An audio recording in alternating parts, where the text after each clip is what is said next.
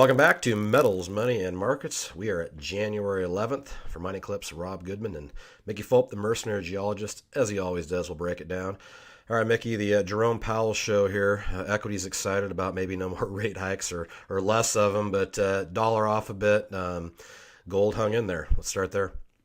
Ken Sabe, fairly quiet week while government employees are on paid leave. Non-essential government employees, which constitutes 800,000, which is less than 1/3 of the federal government. I might bear to differ a bit on what's non-essential. I think probably a bunch more of them are, but anyway, that's my political rant this week. Gold at 1288, up $3. Silver 1557, lost 9 cents. Or platinum down $12, 1.5% to 808.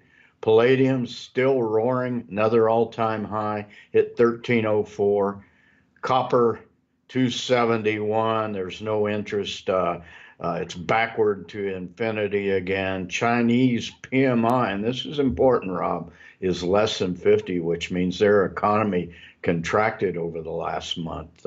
That's of concern. Copper up 2.5%, up 7 cents on the week, closed at 271, as I said. I want to look at the ratios and tell you what I did this week.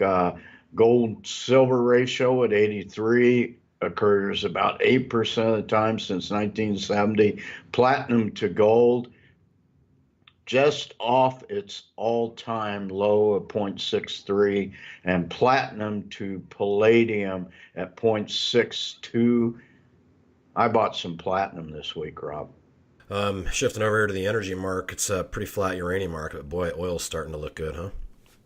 Well, oil is now in a bull market after with a 20% rise over the last couple of weeks. Now they're saying a bull market. It jumped 7%. We're looking at over a 14% gain over the last couple of weeks. It was extremely oversold, and it closed the week at 5170. Production 11.7 million barrels in the U.S. Rigs were flat. Inventories. This is positive for the price. Dropped 4.7 million barrels. The Brent to WTI arbitrage is back up above $9. You know, that's approaching 18%, something like that. That's in rare territory. A lot of what had to do is OPEC is production cuts. It looks like they are holding. And finally, here's a little tidbit. We always like to throw these in. India is now buying Iranian oil with rupees. Now, you tell me what Iranians are going to do with rupees. My guess they turn them immediately into dollars if they can skirt world financial markets or gold. And finally, you mentioned uranium, up a tick to 2888. After being flat for a couple of weeks here. So up a nickel on the week. Yeah, and speaking about that dollar off a little bit here, big rally by the loonie. Yeah, the dollar was off this week just a tad. Dollar weakness led to precious or gold going up a bit. Dollar at 95.68 for a 0.5% loss. Treasury bill, based on Powell's comments, which you already talked about, I think, is holding in there at 2.7% and change. The loonie spiked considerably. It's up 3% over the last 2 weeks, above 75 cents again, 75.36. Euro basically matched the dollar decline with its rise to 114.7. Think that oil probably has something to do with this loonie rise. Yeah, and heading over these equity markets here, they were liking the comments as well. Everything's black this week. The U.S. major markets all up nicely this week for a third week in a row. Steady gains, although flat today, but the Dow was up 5 days in a row, closed off a little bit today. NASDAQ's been up 10 in the last 12 sessions. So this big sell-off we had in December, we probably made well over half of that back right now.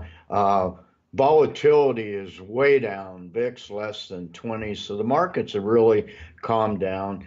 Wall Street does not seem concerned about the government shutdown, at least so far. Dow 23,996 up 2.5%. S&P 500 25.96, about same size gain. Nasdaq big winner 69.71, up almost 3.5% on the week, Rob. And that venture exchange, as you call it, crawls over 600.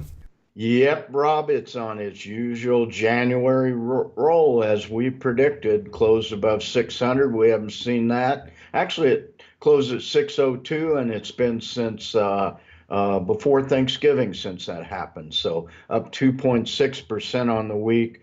Volumes up significantly, and very good timing as the winter conference season is pending. I will see you in Vancouver in about 10 days. Indeed. Okay. We'll look forward to that. Appreciate the insight and keep our eye on the wire here with what's going on at the U.S. border. So, as always, appreciate the insight, Mickey. All right. Thanks a lot, Rob.